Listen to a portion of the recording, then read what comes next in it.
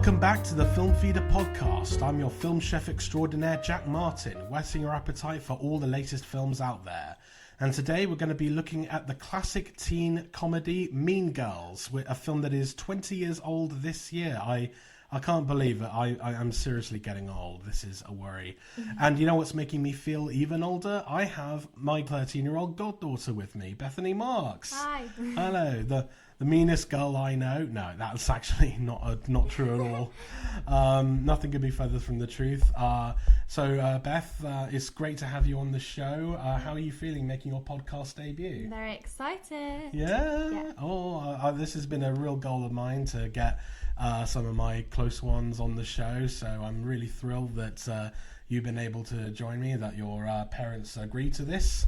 And but don't worry, we're going to keep it very appropriate for your demographic, so we're not going to get into any like massive stuff. So, but we are going to be talking about a film that both of us are very aware of and both of us know quite well. I certainly know it. I've known it for 20 years now. Yeah. So yeah, Mean Girls. Where do we even start with this? I mean, it is a classic in every regard. Like 20 years on, people are still quoting it. They're still like using like memes of it. They're doing like GIFs of it. It is still everywhere. And today we're going to be talking about, just why the film has lasted so long, why it continues to be such a timeless film. And I thought, obviously how it reflects today's teen culture. Obviously it's very different to how it was 20 years ago. And that's part of the reason why you're here as well. So you can give a Gen Alpha, Gen Z perspective on how all that works, because Lord knows I'm completely out of touch. So I thought it'd be good to kind of get your views on it as well. Yeah. So I think let's start off with you. So how did you come about to be introduced to this film, Mean Girls? Mean Girls. I think you showed me, actually. I did, yeah. You did. Yeah, I loved it. I watched it. I think I got it for your birthday, right? Yeah, about a week after that, I just watched it every single day. It was such a good film. Yeah. At the beginning, like it still is now, but like at the beginning, it was amazing. There's nothing quite like watching it for the first time, is there? Just kind of like getting all the lines in your head and just like experiencing the waves of comedy that it brings. I mean, this is honestly a really great film. I loved it back in 2004, and even now it still really holds up. I watched it last night in preparation for this, and my God, the stuff that it has to say about just society in general, survivalism, and just all the sorts of teen issues that continue to be problems today. It's just, I can't believe how ahead of its time really that this film is. So I can guarantee you, Bethany, in 2004, this film was just astronomical, even back then. I can imagine. Yeah, no, seriously, I had people in school who were kind of took after certain characters, probably not the right ones, but that's school for you. But I think it's safe to say we both loved it, and so we so that's I'm sure that you all love it as well, or maybe you don't like it, maybe you actually hate it. Who knows? That's as shocking as that may be. I doubt many people hate it, but yeah. Oh, you never know. Not everything is everyone's favorite film. So I mean, hey, if you do have an opinion on it, feel free to leave it in the comments. Maybe we'll engage in a little friendly arguments or whatnot. Let's keep it civil though. But so yeah, obviously as you can tell, we both really like this film, and well, let's get into what the film is. I mean, I'm sure most people listening to this or watching this already know what the film is about, but for those who don't know, so it's about you've got more experience in the film than I have. You've probably seen it more than I have. So do you want to give a little recap as to what the film's about? So there is this girl called Katie. Who's Lindsay Lohan. Yeah, she comes from Africa into a high school, and it's basically her introducing herself to all of the characters and basically surviving high school. It's pretty much that. So she's homeschooled, and she's going to high school for the first time. Just kind of finds it difficult to fit in there, and she eventually comes across a group of very exclusive girls. Like, there's only 3 of them. They're called the Plastics, and they're just a bunch of girls who have lots of power and influence, and they're led by Regina George, who's played by Rachel McAdams, and she's as she proves throughout the film, she's a pretty nasty piece of work. She's just horrible to just about everyone, and she eventually screws over Katie by getting back with her old boyfriend, who Katie happens to have a crush on, and it's just about how Katie and a bunch of outcast students, Janice and Damien, who are Lizzie Kaplan and Daniel Franzesi, how they just kind of go about revenge by infiltrating the Plastics and turning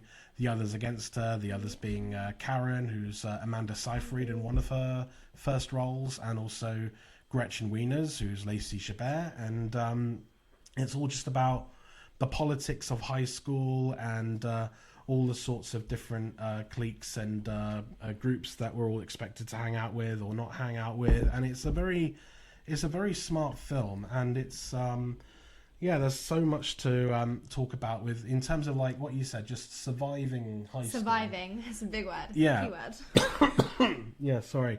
But yeah, surviving is a huge keyword, because obviously the fact that, you know, Katie does come from Africa, she comes from this very like wild environment, obviously, with all the outdoorsy stuff and all that, surrounded by many animals. So, and she keeps having visions throughout the film that are, you know, just like just people just acting like animals, just in normal situations like the mall, or just fighting in a cafeteria, and it's all very kind of like fantastical, but at the same time it's very exaggerated.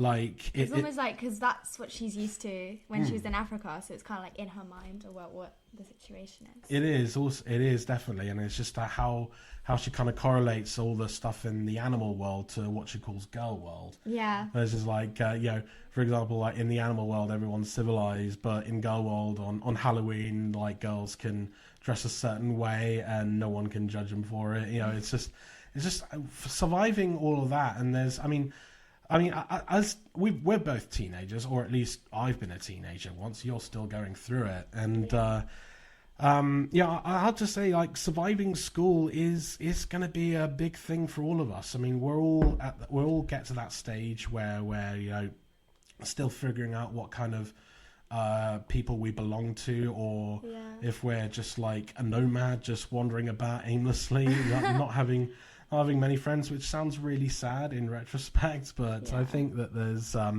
something nice about that. But I think there's also a lot to say about how the film in a nutshell is all just about, like, it's a satire of like just how you can view as society in general. Like, I mean, I get the feeling that a lot of hierarchical systems start at school. Like the friends that you make, the sort of power that certain groups bring. You know, you get that a lot in actual adult life, and because the film is actually based on a non-fiction self-help book called Queen Bees and Wannabes. So that's by Rosalind Wiseman, and that's basically a dive into the sociology of teen cliques and like the people that we hang out with at school and how our behaviors develop around those sorts of things. Like when you look at the Plastics, they're all kind of very vapid and self-centered and kind of dim-witted in their own way, especially Karen. They don't really have a sense of individuality among them. Like they're all just kind of the same. They are the same, yeah. And then they're all, in the case of Karen and Gretchen, they're all kind of following Regina's commands, because she is the actual queen bee. And I think that there's so much you can draw. I mean, it's really a timeless film. We'll talk about this a bit later on, but it's a timeless film in a lot of senses, because you really feel that every teen goes through this, whether they're, you know, in a situation like Katie or Regina George or wherever. We all experience groups of people who just kind of fit among each other. And it's not just in high school; it's in life as well. You find like a lot of people just kind of form their own gangs, as it were, form their own friend groups, and sometimes you can feel left out. And Yeah. I mean, I don't know. I mean, do you go through this sort of thing at school? Like, if you, I don't know if you belong to any cliques or whatever, but like, I mean, do you find that sort of way? Like, certain kids at your school kind of form their own kind of plastic-like groups? I mean, I think in every school there is that plastic group, and I certainly have one. So. Well, let's hope you're not exactly the Regina George. No. Oh, that's good. But yeah, no, I think it's all just about how society functions in and of itself. And the script is great. So the script was written by Tina Fey, who also stars in the film as Miss Norbury.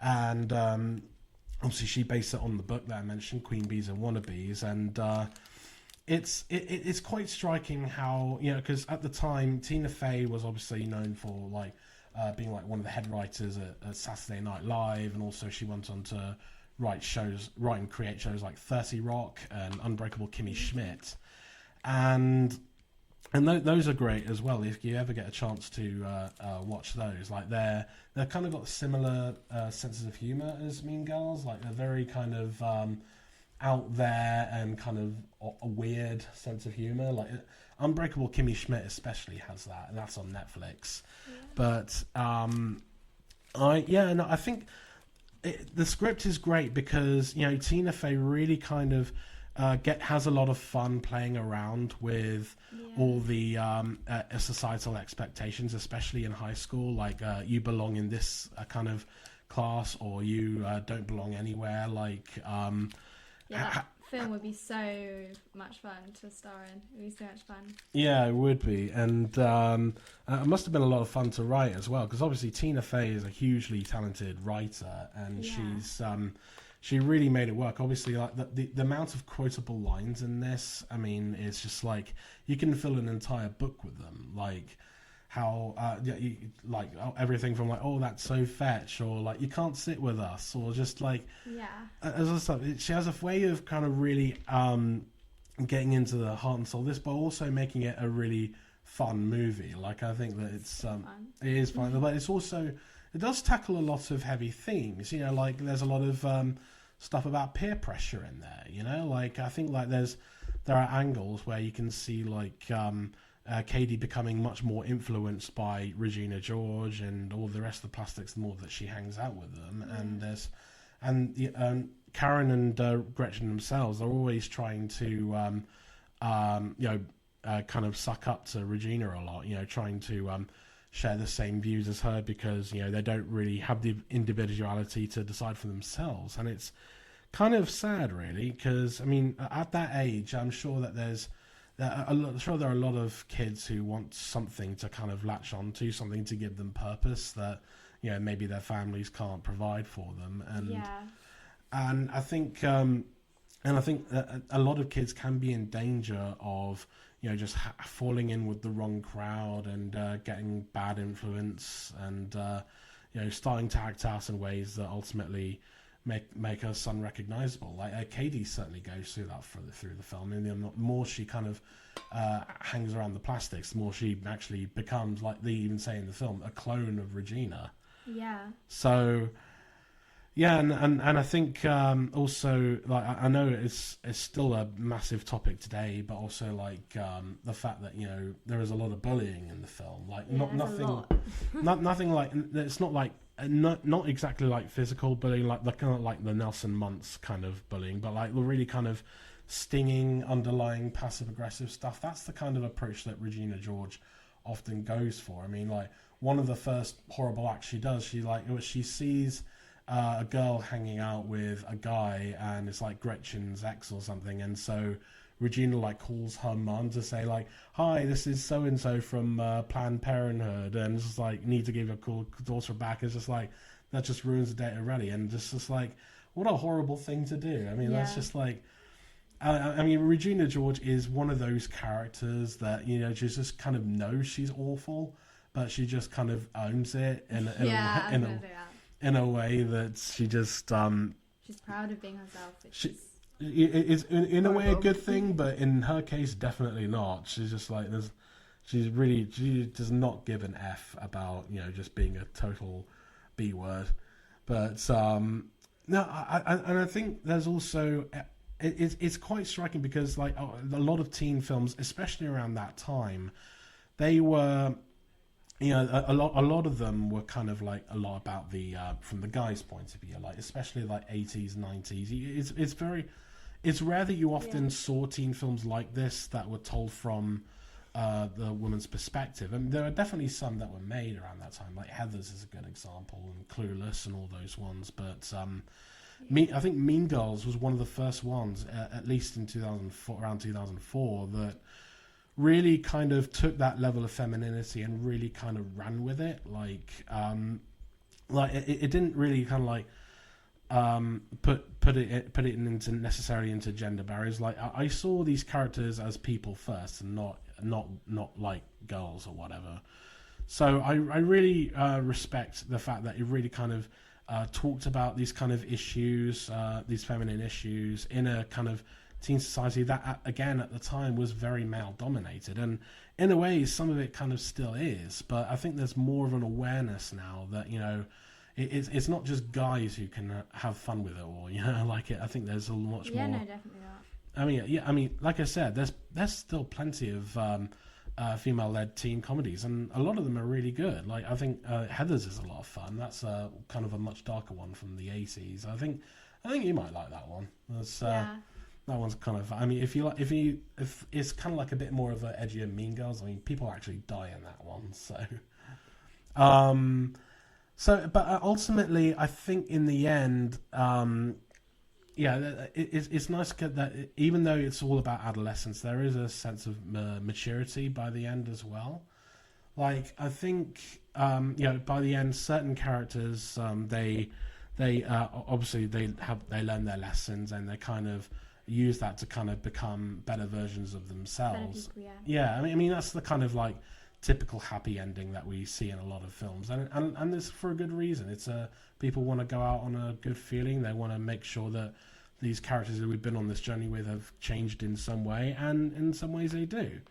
And at the end you see all this montage, like everyone just kind of like gets on. I mean, even Regina George kind of has a bit of a change of heart. Kind of, she's learned to channel her anger into other things, and all that sort of stuff. But I think in general, like, for me anyway, for my generation, I mean, I remember when this film came out. I think it was like the summer before I started like year 7. So I could see like a lot of girls in my year was kind of becoming influenced by that kind of like that kind of world, that girl world, I guess. Being more concerned with their looks, and being more into boys and all that sort of stuff, and being a bit cattier as well. Yeah. Like it's a shame because like it's I know it's a phase that we all go through, but I think that there's it's just something. I think that it's just something unavoidable, really. And I mean, I don't know. Do you ever feel that way? Do you ever encounter people like that at your school? Definitely.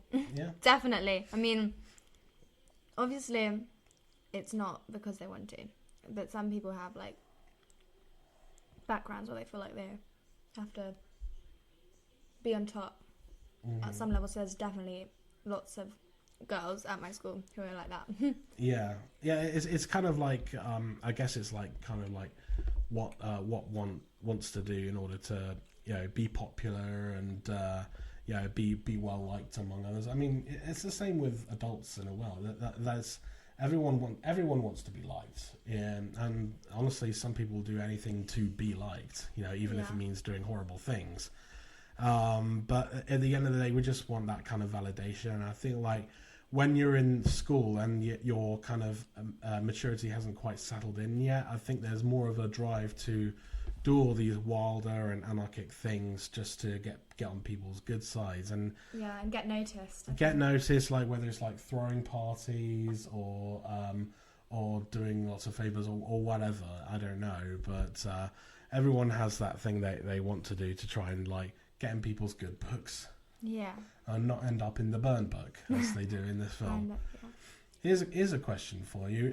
If you had your own burn book, who would you put in it? I should probably point out the burn book, for those who haven't seen it, it's this little scrapbook that they have, that the plastics have, where they just like insert pictures of people from their school, and they just write what they think of them. And it's a lot of it's really screwed up, like one person, like this person made out with a hot dog, or this person might be a homophobic slur.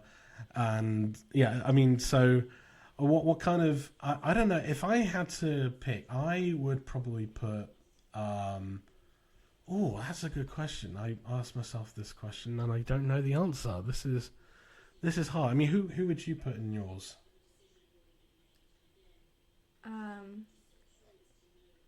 A few of the people I know. Okay, you don't have to go into specifics, Yeah, but no, of course not. But I mean, what about a famous person? Like, if you could put a famous person in the burn book.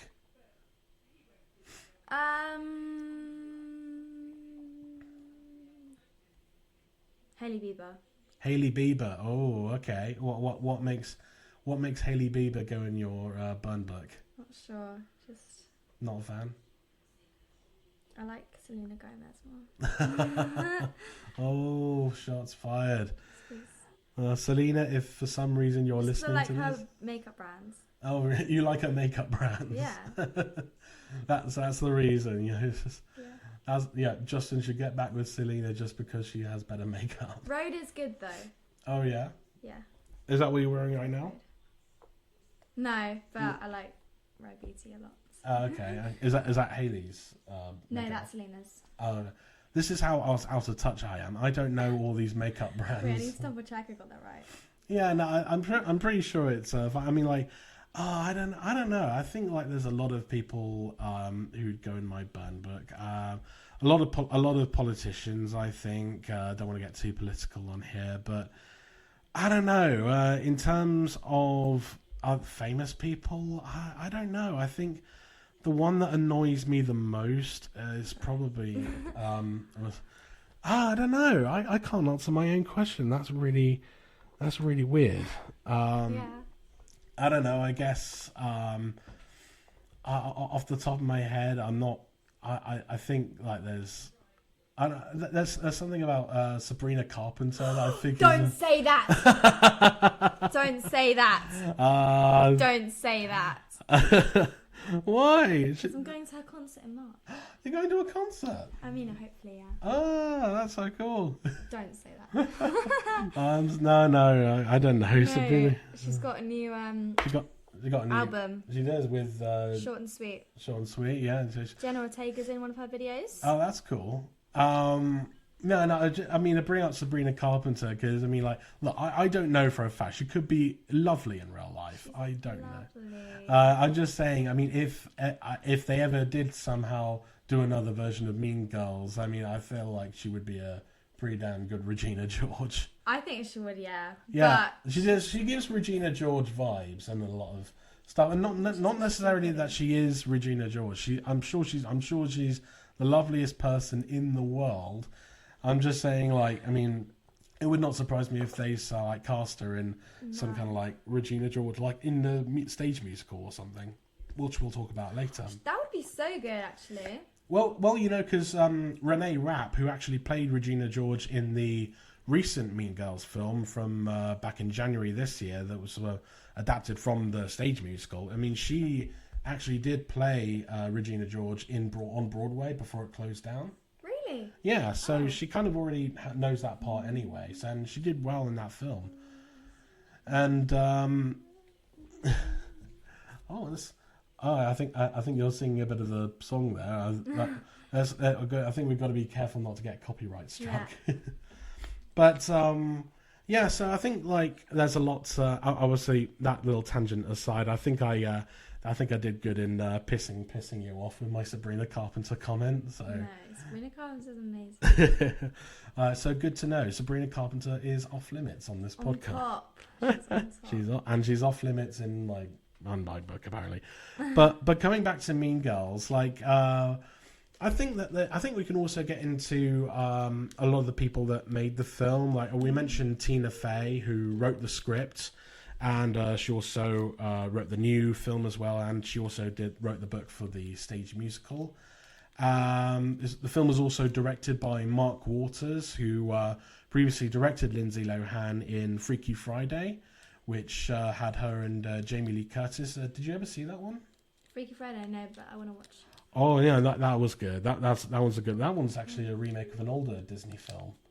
I can't remember. I want to say young Jodie Foster was in it, like she was in the Lindsay Lohan part, but I could be completely wrong. But anyway, that's a fun film. Yeah, Jamie Lee Curtis is really funny in it, and obviously, I mean, speaking of Lindsay Lohan, I think Lindsay Lohan, I think over the years, in retrospect, she got a really bad rap. Like, because do you know much about what she's been through? And yeah, she's been through a lot. She's been through a lot. She's had a really hard time, I think, just being a child actor. Yeah, child actor, like, and then for a while she was like a complete pariah, but in the tabloids, like the press would just not leave her alone, would just find any excuse to like drag her down. She'd be like front page news for doing something like partying too hard or whatever, like reports of like unprofessional behavior on set. And I feel that I mean, look, I will never know what exactly she went through, and but I can imagine, you know, it was difficult, you know, being in that situation where you are, you know, kind of a big name at the time, and at such a young age as well. Like, yeah, when she did The Parent Trap. Yeah, she did The Parent Trap. I think it was like a big breakout film, and then as she got older, you know, she did a lot more stuff. Like she did that.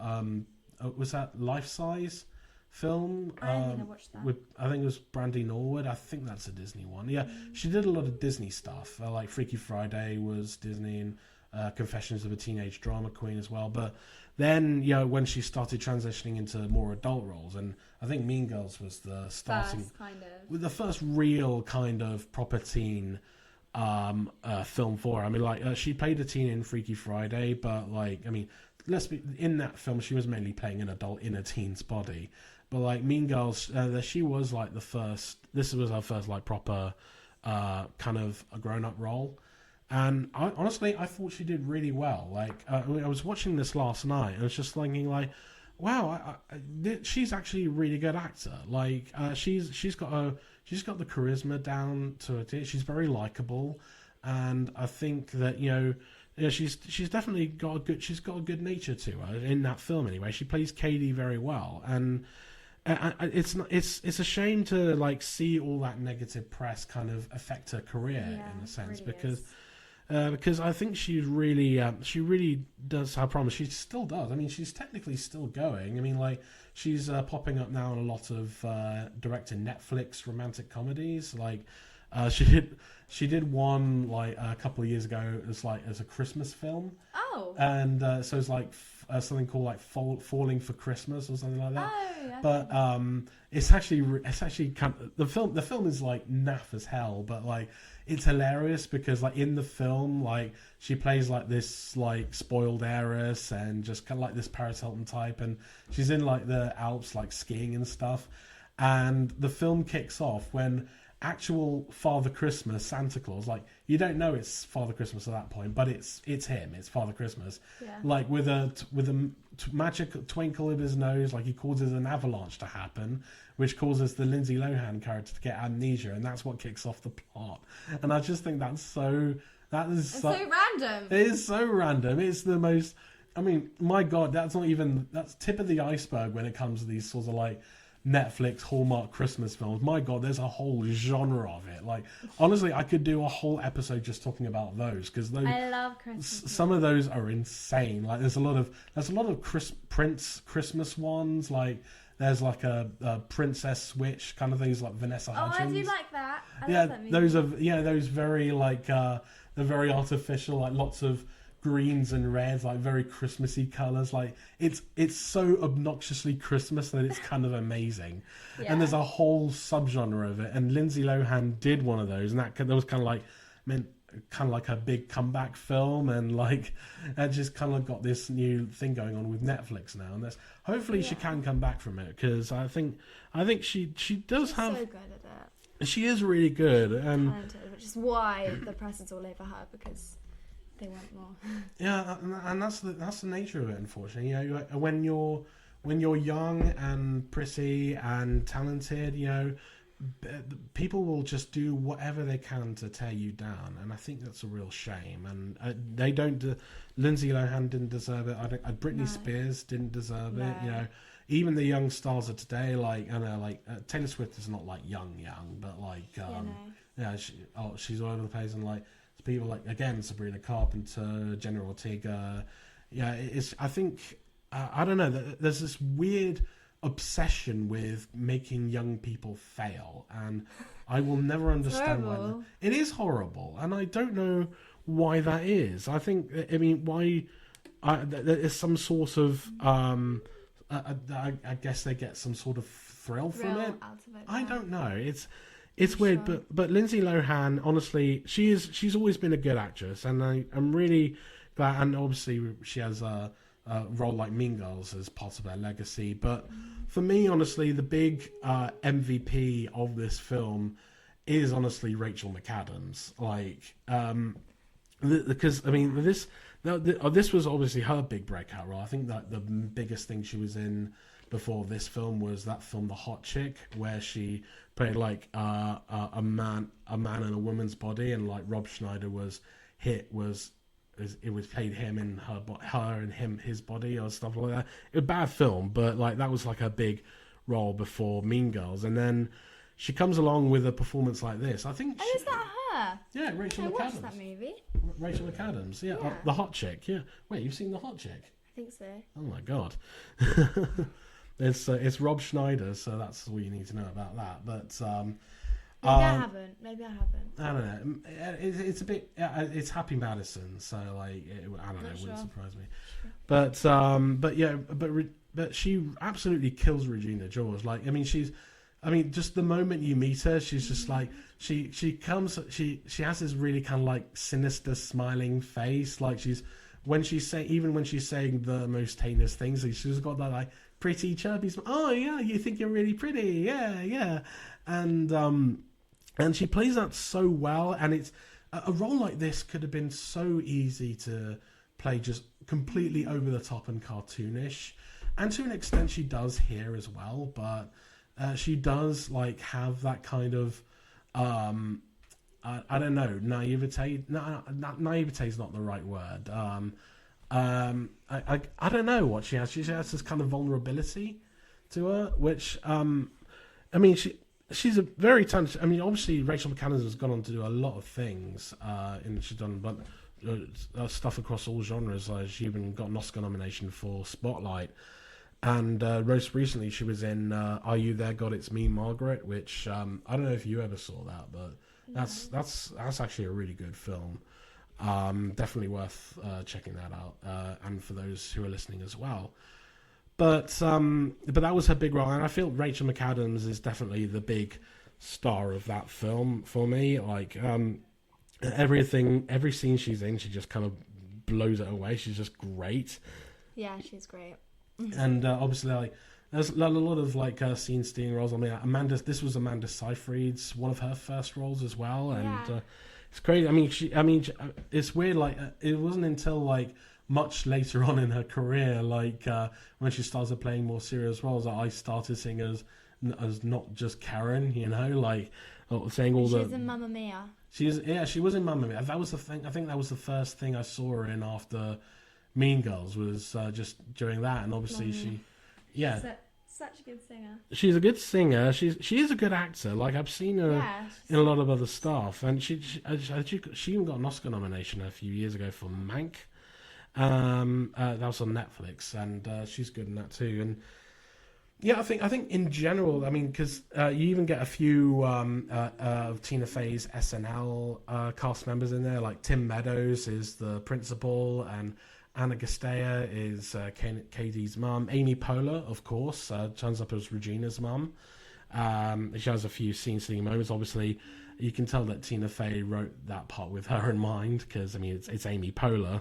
But yeah, and also I think that goes into how the film was also produced by Lorne Michaels, who, for those who don't know, he is the guy who created Saturday Night Live. It's about to go into its 50th year. Can you believe?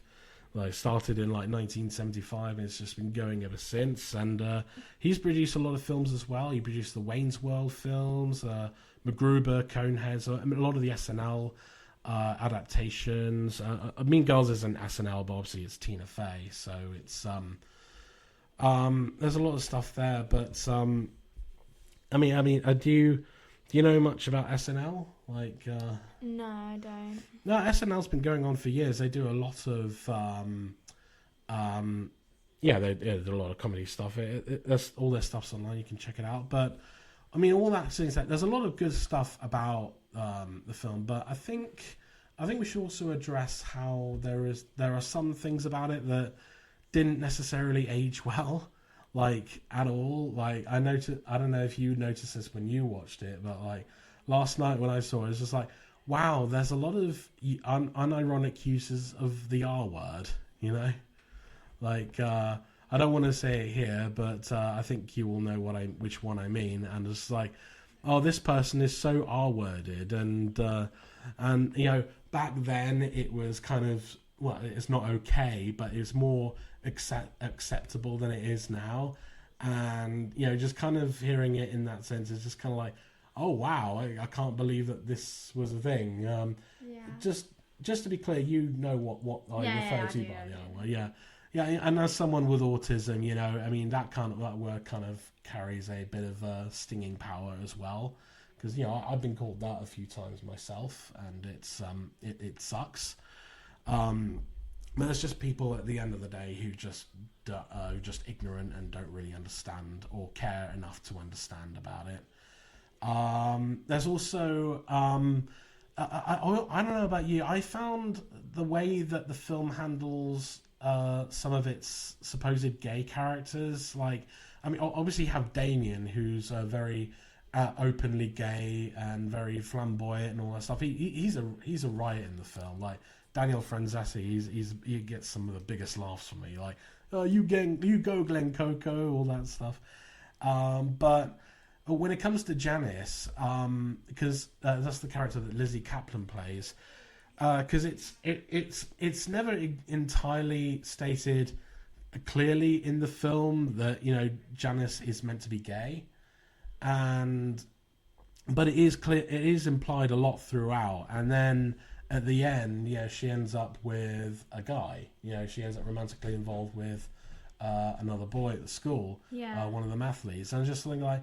And I think, okay, this kind of reeks of like, this comes from a time when when filmmakers like this couldn't exactly commit to characters like that being gay. Yeah. Like, they had Damien, but he's more there as like a kind of like comedic foil. Yeah, there's more there for comic relief than anything. But to have an actual main character like that be gay, it was just kind of. I think, unfortunately, it was such a big no-no at the time, which is a shame. And also, you know, there are some moments of casual racism as well, like at the beginning when she says like, "Oh, we have a new student from Africa," and like Tina Fey immediately acknowledges the only black girl in the class. It's just like, "No, I'm from Michigan." And it's just like, "Oh, okay, yeah, that." Yeah, try that shit in like 2024. No, I swear to God.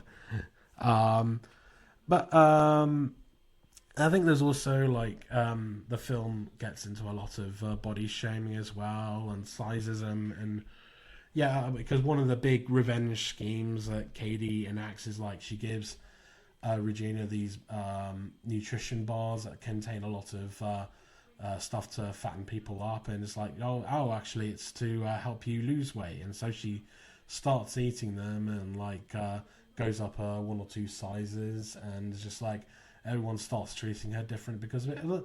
The truth is, when she does gain weight in that film, she doesn't look that bad. Like, I don't know if you ever noticed. No, she doesn't look bad at all. Like, she actually looks perfect. Yeah. Even when she's quote unquote FAT, like she still looks like a 9 out of 10, like, or even 11 out of 10, I should say. So, and it's, I don't know. I feel like that one of the interesting things about Renee Rapp in the new version is like she's not built the same as like Rachel McAdams. I think she's got a bit of a curvier build to her, and so in that film, I think I remember this being a slight problem I had with the new one as well. Like when they mentioned the whole like, oh, the things make you gain weight and stuff. Again, she does not look that bad. No. No, I mean, like someone like me, like, okay, I'm big, all right. I'm not gonna deny it. Like, I'm a big guy, and you know, I've dealt with a lot of crap like that in the past. But I think like everyone kind of like making fun of you for your size. I mean, in 2024, it's especially not great. But in 2004, unfortunately, it was a lot more. It was a lot more accepted, and hopefully that's those attitudes are kind of changing. Wouldn't you say? Yeah, definitely changed completely, which is really good. Yeah, I don't know. I mean, is there anything I'm missing, or is there anything else that you feel hasn't necessarily aged well, or do you just think it's all right as it is? I mean, I wouldn't say that there's anything else other than you said that I'm completely shocked by. So I think. Everything. That's fine. I guess we can now talk about just the fact that this film has over the last 20 years left such a legacy to it. Like, I mean, just we mentioned like it has quotable lines to spare. You know, like I mean, again, you could fill just a book with them. Like, I mean, people still quote them all the time. Even like politicians are like, cause say, like, I think in 2013, like. Then President Obama had a posted a picture of his dog as just like, stop trying to make fetch happen, and it's just like, oh, I miss you, Barack. But that's the kind of, it really did become a pop culture phenomenon, and obviously it really resonated with so many people. It made a good amount of money at the box office. I can't remember how much it was made for, but I think it definitely made its budget back and then some, at least worldwide anyway. I mean. There are so many. It's spawned a lot of potential spin-offs. Like there was going to be a Mean Mums spin-off at one point, but I think that got cancelled. I think maybe it got redeveloped into that Bad Moms film. I don't know, but it wouldn't surprise me if there was also like a direct-to-video sequel, Mean Girls 2. But I think the only cast member that was like Tim Meadows, who was the principal. I think it was other than that, I think it's like a completely different set of characters. Kind of like how the American Pie movies once were. Like they had all those direct-to-video movies, and they just kind of, all still had Eugene Levy as Jim's dad. But yeah, I never saw the direct-to-video sequel. If you have, do let me know what you think. Who knows? It might even top the original. Who knows? Probably not. But I think that it's been referenced a lot, in movies and TV shows and music videos as well. Like if you watch Ariana Grande's music video for "Thank You Next," like there's a lot of it calls back to a lot of teen flicks. Like Mean Girls is principal among them. Like I think one of the Kardashians is like Regina's mum in that. Like I can't remember exactly, but there's a lot of. I think like Ariana does like the Jingle Bell Rock dance. Oh yeah, she did. In that music video. Do you know at one point it actually inspired a clothing line at Primark? I'm not even kidding. Like apparently. A few years ago, I think there was like I think Primark brought out like a set of clothes inspired by Mean Girls, and like there was even like a proposed video game of the film. Oh wow! Yeah, it was like they made it for like the Nintendo DS, and and they actually got quite a way into it, but then for whatever reason they scrapped the game, and it only saw the light of day because like a YouTuber, can't remember their name, but they got a hold of the near completed game and they did like a playthrough on their channel. And apparently that's I don't know what would a Mean Girls video game even look like. I'm not sure. It's quite a random. Like press X to call this woman a bitch or whatever. I don't know how that's supposed to work. Like, is it like Street Fighter but with verbal abuse? I don't know. And then of course I think we've got to talk about the stage musical. Right now, I feel that you're in better position to talk about that than I am because you've actually seen the stage musical. Yes, I have. Now, you saw that fairly recently, didn't you? I did see that recently. Yeah. Super good. Yeah. You want so what's that? What's it like? So is it just? I mean, obviously it's the film version from this year. That was pretty much the musical, just the film version of the musical. Would you say it's pretty much that, or it is almost exactly that? I think that's a new song or something. I think there's a new song. I think the song at the beginning of the film where she's in Africa and her mum, who's Jenna Fisher. Yeah. I think that's a new song. That's a new song. Everything else, I believe, is from the show directly. But yeah. I mean, so what is it like on stage? Like, I mean, does it differ from? How does it differ from the film? Would you say? I mean, it's almost exactly the same, but it's so good that they can pull that off because obviously the show has already been almost exactly repeated once, and to do that again, that's just amazing. I think. Yeah, no, I think. I mean, I imagine it's a good time. I would like to see the musical. Honestly, I mean, like the thing is, like the West End is so expensive nowadays. Like, I mean, you have to get lucky to get like a good seat for an affordable price. Like. Because you can get like right up in the balcony, but they're like so high up, and I have a fear of heights, and like I can't do that. Like, no kidding. I went up there like a few years ago for something, and I just had to leave because I couldn't bear to look down at that low, that high for any amount of time. It was just awful. No, in the musical on stage, the actors' voices are incredible.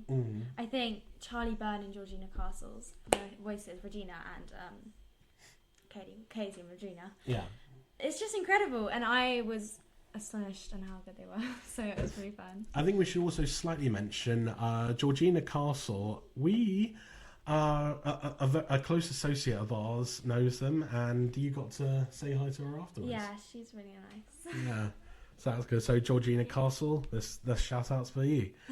But yeah, and now obviously, so that opened recently in the West End, and it closed in Broadway just when the pandemic was starting to shut everything down. So I don't think it's played in Broadway ever since. But it's recently debuted to pretty glowing reviews in London, and that's still going for the foreseeable future. Actually.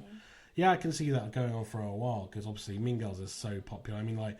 The Back to the Future one is still going, and I want to see that one so badly. Like, Back to the Future is one of my favourite films, so absolutely I want to go see that. But and then of course, leading up to the 2024 film, which I saw. Obviously, the original is better.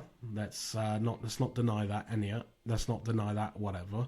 But I don't think that the new version is pointless because you get a lot of like remakes of fairly recent. I like how they use online platforms too. They really do, yeah. Like they. It's so much better because you can relate to it in this generation. I agree. I think that's one of the things that honestly makes the film even more timeless because, I mean, it's the same kind of principle. Like, I mean, like the whole idea is that Regina is kind of being lowered in terms of status, and the new film does an interesting job of showing how they do that, with like all the various TikToks against her and all the Instagram stories, and just how social media kind of like almost does Katie's and Regina's job for them. Like sometimes they don't even need to lift a finger. Like the people can just kind of do it with their own fingertips. Yeah. And I think the new film was very smart in that regard to really address that, but also keep it very the same. Seeing how this kind of story still works 20 years on. Like it's quite astonishing. Like, I mean, because it's the same themes. I mean, because honestly, you can just look at this whole story and just like, if they ever do another version in another 20 years time, like I can see it being remade even more to where like you can still get a feel for what it is, but also, you know, just how it just kind of ages with time, you know, like, and I mean, like, in a way that like you can absolutely you can watch this any time of your life and you can still get something from it. Like it will still tell you something about life in general, how society works, how certain cliques work, and I think that I think it's really kind of a special film in that regard, because I mean, obviously it means so much to teens in general. It meant a lot to my generation when we were teenagers, and obviously still means a lot to the current teenagers now with you and your friends and everyone. But I think it's astonishing that the films like this can really kind of bring us together from all sorts of life, and just, you know, like, oh, we can all point to the screen and say, oh, look, Regina George is kind of like this person I know in my life, or maybe I'm a bit of a Katie, or sometimes a bit of a Karen Smith, you know, like, yeah, I think that the film really kind of captures that kind of mentality that, you know, whatever age we're in, it's just going to be a part of all our lives. Like, I know I went through that teenage phase. Like, I actually struggled quite a bit early on in school. Like, I kept getting into detention a lot. I you know, one thing I will miss on here, like, one time I actually threw a rounder's bat at one of my PE teachers. Like, that is, oh my God. Yeah, and he didn't hurt anyone, but I got sent home immediately. But that was just like, I really did act up a lot as a child. I had a lot of anger issues and a lot of I couldn't control my feelings as well as I can now. But I don't know. Teenhood is a very interesting. Hard. It's hard for one, and it's also a very interesting time in all our lives, because that's the kind of time where we're just figuring out who exactly we want to be, or what you want to be when you're older, who you are, finding yourself. Yeah, and I know you're going through that right now. I mean, there's so much stuff I know that you want to set out and achieve, and there's all the stuff that you can only dream of nowadays. I mean, like I don't know, many people know this, but Beth is actually a phenomenal singer. Like, she is. Like, I'm not just saying that to embarrass you. Like, she's got pipes and a half, man. I think she's got something that could definitely be something in the future. Hopefully, yeah. I mean, but you're doing so well with all this stuff. You do like little theatre programs and getting all the stuff, and you're going for all these big roles. I mean, like all this. Yeah, but I think you've got a real future. Who knows? You could be like Georgina Castle in the future, being on the stage playing someone like Regina George. Yeah. You know, just get you in a blonde wig. That would be fine. That'd be cool. Yeah. But what I'm trying to say is, like, you've got your whole life ahead of you, but I think it's so great to kind of start making plans for what you want to do. I mean, which could obviously change. I mean, yeah, you might want to be like a singer now, but you might end up working as a office manager at I don't think so. the post office. You know, probably not either. But I'm just. But the point is, you never know what life's going to throw at you. But and I think films like Mean Girls really kind of prepare you for the fact that, you know, adult life is very much like an extension of your teenhood. Like, it's going to be messy. It's going to be full with people that you don't get on with, but you all just got to learn to get along with each other, survive life and all its hardships, and just kind of try not to be so damn plastic about it, you know? Yeah. Like, now that's the legacy, I think, is to use the oft unquoted film So Fetch. So fetch. It is so fetch. And Final thought. Yeah, we should do final thoughts. So what do you wanna leave listeners with regards to Mean Girls? If you haven't watched it, watch it because it will change your life. I agree with that. I think it's a great movie, even if you're not into teen films in general. Like I get it because a lot of them can be very like peppy and very kind of safe. Like a lot of the, I know it's not exactly a teen film, but like the High School Musical films and like those are that. I mean, like if you're not after like something that's really kind of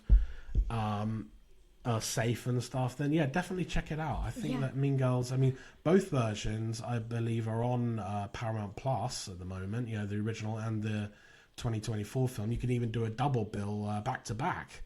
So see how they compare. And I think that's about it. I think that's all we have to say about Mean Girls. I'm not going to ask you where people can find you because obviously I want to respect your privacy, and I don't think you have a lot of social media. Yeah. No.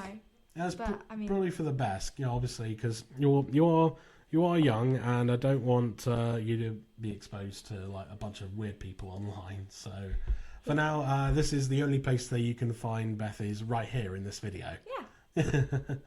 But thank you for. I know I've talked a lot during this. I know I've kind of been speaking for the both of us, but I just want to say thank you very much for being here, and I love chatting with you. I like hearing your insides. I like pissing you off by talking shit about Sabrina Carpenter. So. No. But again, Sabrina Carpenter, if you're somehow listening, I don't think you're like Regina George at all. I think you seem like a very nice person. Yeah. I hope so, but. It's just to piss off the youngins. So that's about it. Thank you very much for being my sous chef today, my movie maitre d', as I like to call my guests. So until next time, I'm Jack Martin, and I don't know what I'll be talking about next time, but I'm sure I will see you then. Take care. Bye. Hey, you've made it to the end of the episode. Thank you so much for sticking around. Please like and subscribe on whichever platform you may be listening on. Make sure that you're following Film Feeder on all our social media channels, the links and handles to which are all listed in the episode description. And do consider supporting Film Feeder either on our Patreon or Ko-fi pages, the links to which are also in the description, where even the smallest donation, either monthly or as a one-off, will be an enormous contribution towards helping a hard-working creative like myself. Finally, don't forget to visit the Film Feeder website at filmfeeder.co.uk, where I post regular written reviews and weekly movie menus that round up all the latest movies coming to cinemas, streaming and on demand here in the UK. Until next time, I'm Jack Martin, your film chef extraordinaire, whetting your appetite for film each and every month. Bye for now.